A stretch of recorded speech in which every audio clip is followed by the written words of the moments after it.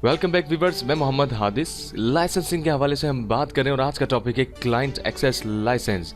Gas फर्ज कीजिए हमारी कंपनी में कोई सर्वर वगैरह मौजूद है जो अपनी सर्विसेज से लुत्फानंदोज करवा रहा है हमारे तमाम क्लाइंट कंप्यूटर्स को, तमाम सर्विसेज प्रोवाइड कर रहा है और हमारे जो क्लाइंट्स कंपनी में मौजूद हैं उन्हें वो सर्विसेज इस्तेमाल करनी है। तो लीगल तौर पर हमारे क्लाइंट्स को ज़रूरत होती है केल की। गैस केल क्या है? CAL is a client access license जो कि लीगल तौर पे हमें इजाज़त देता है हमारे क्लाइंट कंप्यूटर्स को, हमारे सर्वर्स कंप्यूटर को इस्तेमाल करने की।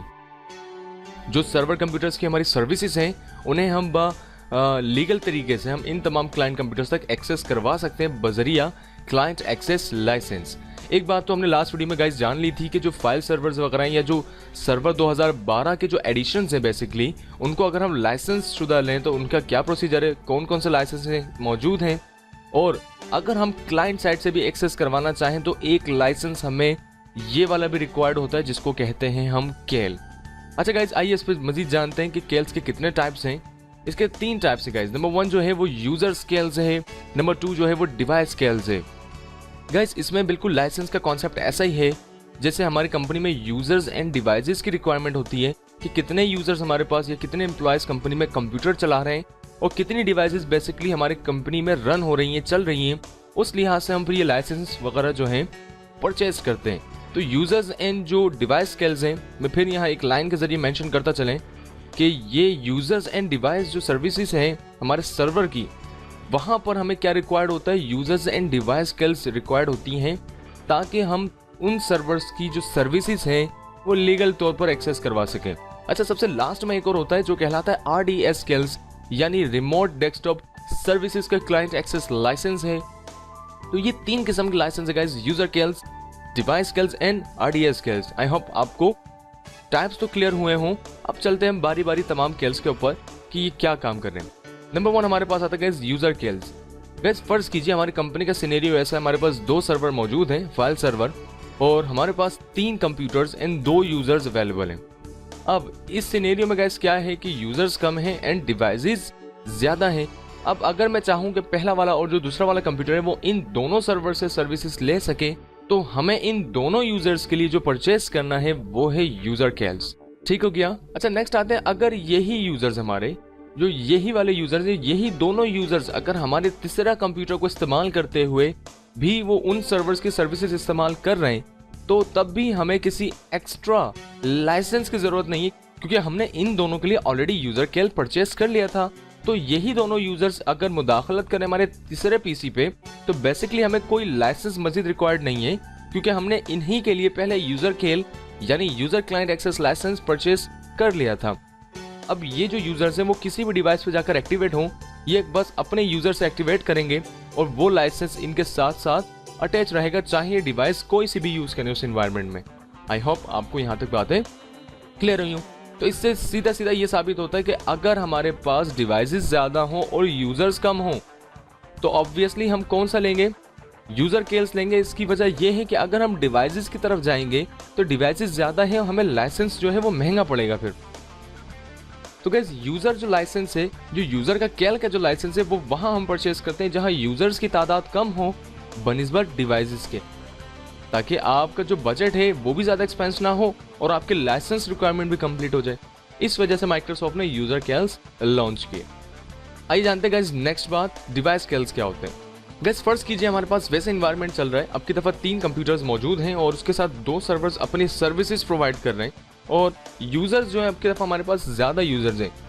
सबसे पहले वाले जो कंप्यूटर पे हमारे पास ये यूजर सिंपल हैं 2, और जो सबसे लास्ट वाला गाइस इसमें एक यूजर यहाँ पर मौजूद है और एक हमारे पास समझ लीजिए शिफ्ट वाला यूजर है कि 12 घंटे रिस्पॉन्सिबिलिटी ड्यूटी इनकी होती है, आफ्टर 12 आवर्स ये ड्यूटी परफॉर्म करते हैं। तो इससे ये क्लियर हो रहा है कि डिवाइसेस इस इन्वायरमेंट में कम है और शिफ्ट की बिना पर यूजर्स ज्यादा हो रहे हैं। तो इसे भी आसान करने के लिए जिस इन्वायरमेंट में यूजर्स ज्यादा हों और डिवाइसेस कम हो तो वहां हम क्या परचेस करवाते हैं? डिवाइस स्किल्स परचेस करते हैं। उससे ये होता है कि ये हमें ज्यादा कॉस्टली नहीं पड़ता और यूजर्स एंड कंप्यूटर्स दोनों की रिक्वायरमेंट पूरी हो जाती है।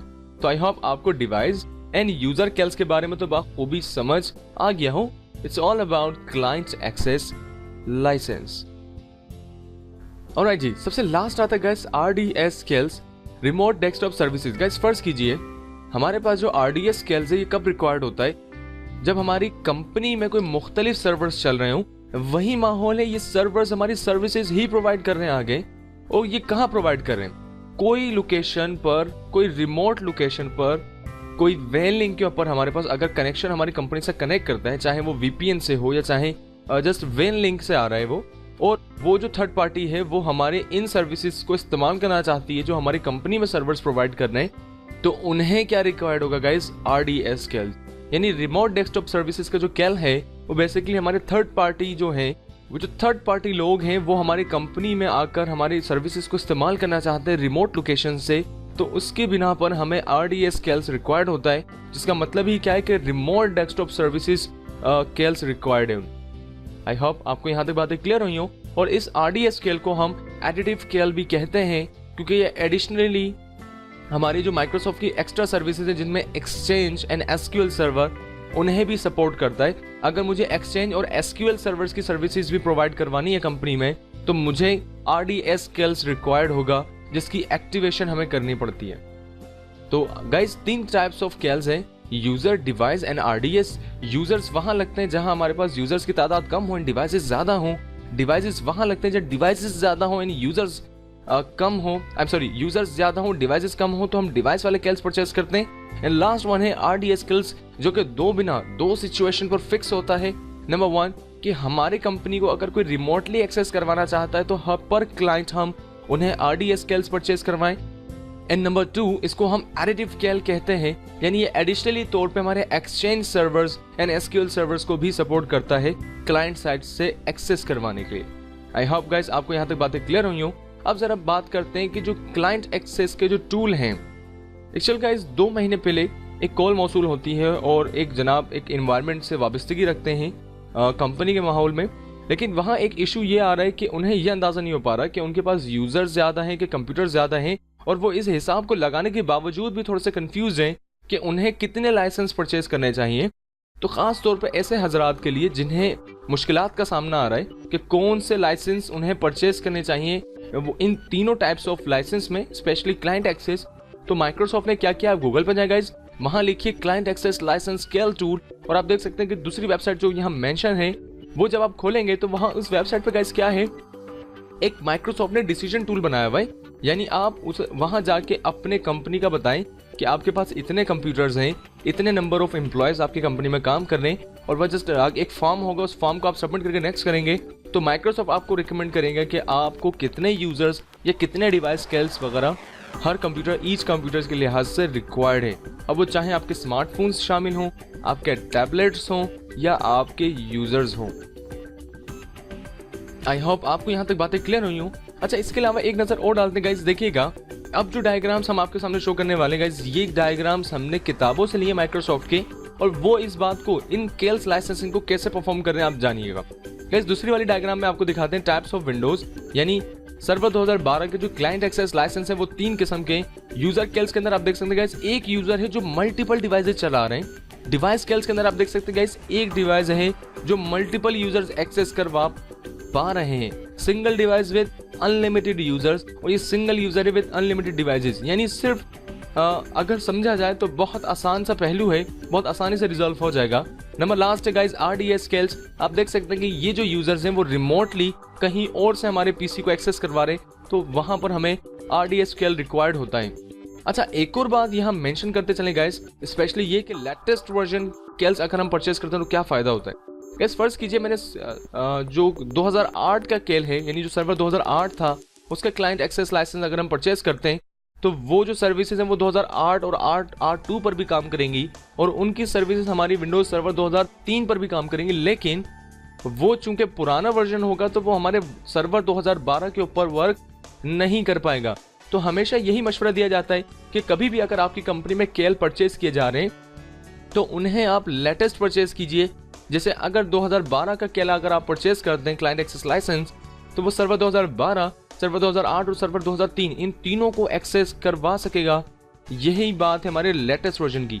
अगर आपकी कंपनी में 2008 के कैल्स परचेज है ऑलरेडी, तो आपने जस्ट उसे क्या करना होगा, अपग्रेड करवाना होगा माइक्रोसॉफ्ट से, उसकी कोई आई गेस हाफ पेमेंट होती है वो, लेकिन एक अलग बात है अगर आपके पास ऑलरेडी मौजूद हो तो।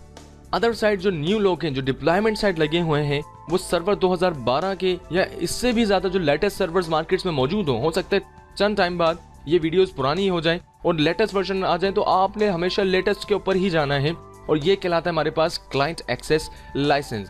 गाइस लास्ट वीडियो में ये लाइसेंसिंग के हवाले से लास्ट वीडियो है जिसमें जस्ट हमने दोनों लाइसेंस के बारे में जान लिया, उन दोनों सिनेरियोस के बारे में जान लिया कि हम पूरी कंपनी को client side and server side दोनों को लीगल वे में कैसे ला सकते हो। तो लास्ट इसी की डायग्राम में जानते गाइस कि जो हमारे Amazon वेबसाइट है, मैंने यहाँ से परचेजिंग की, बेहतर लगा, बहुत अच्छा है, सुकून है, आराम से हम पूरी दुनिया में ऑर्डर दे सकते हैं हमारे खासतौर पे माइक्रोसॉफ्ट के प्रोडक्ट्स का। और यहाँ पर देखें कि ऊपर यहाँ जब मैंने गूगल करके इसको आप सिंपल कर सकते हैं, आप भी माइक्रोसॉफ्ट विंडोज सर्वर आ गया स्टैंडर्ड, इसकी क्या क्या कॉस्ट आ रही है, यहाँ फ्री शिपिंग है तमाम, आप एड टू कार्ट करें, हमारे आपके पेपल एंड जो मास्टर वीजा कार्ड होते हैं इजीली यहाँ से आप शॉपिंग कर सकते हैं। और इसके अलावा आप देखें कि नीचे ही सारे फहरिस्त है purchase to 2012 client access license जो केल्स है हमारे पास, वो किसके साथ है, सर्वर 2008 और सर्वर 2012 के साथ है। तो यहाँ से आप पैकेजेस खरीद सकते हैं कि 5 केल्स रिक्वायर्ड हैं, 5 पीसेज हैं, 300 पीसेज आपकी कंपनी में तो 300 केल्स रिक्वायर्ड हैं, जितनी तादाद आपकी कंपनी में मौजूद है उस लिहाज से आपने केल्स एंड सर्वर लाइसेंसिंग को मैनेज करना है गाइज। आई होप आपको यहाँ तक client access license plus Windows server 2012 के लाइसेंसिंग क्लियर हो गए हों और उनको परचेज तक कैसे करना है वो तमाम तरीके बता दिया। अच्छा, मैंने खुद से अब तक जो हमारे माइक्रोसॉफ्ट जो पार्टनर्स होते हैं जो लाइसेंसिंग प्रोवाइड करते हैं, जो खासतौर पे इनके हमारे जो माइक्रोसॉफ्ट के आउटलेट्स होते हैं जहाँ से जाके हम परचेज करते हैं, मैंने वहाँ अभी तक कोई विजिट नहीं किया। मैं तमाम काम अमेजन से ही परफॉर्म करते आ रहे हैं और यही बेहतर है। तो अगर आपका आउटलेट का एक्सपीरियंस ज़्यादा बेहतर है तो कमेंट्स में मेंशन करें ताकि हमें भी एक्सपीरियंस हो थोड़ा सा, क्योंकि हम सब जब मिलते हैं थोड़ा थोड़ा एक्सपीरियंस जब शेयर होता है तो फिर एक अच्छा एक्सपीरियंस वाली बात बन जाती है। और एक्सपीरियंस शुदा इन स्किल्स लॉग की बड़ी, उनके तजर्बे, उनके आइडियाज़ की बड़ी ज़रूरत है, चाहे वो मैं हूँ चाहे वो आप हों। तो आई होप गाइस आपको यहाँ तक बातें क्लियर हो गई हों कि कैसे हमें परचेस करना है, server licensing and client access license पे हमने काम कैसे करना है। तो अपना बहुत ख्याल कीजिए। अब मिलते हैं इस पूरी ट्रेनिंग सेशन के अंदर जिसमें हम कवर कर रहे हैं MCSE के टॉपिक्स। तो अपना बेहद ख्याल कीजिए। मिलते हैं नेक्स्ट वीडियो में। फी अमान अल्लाह।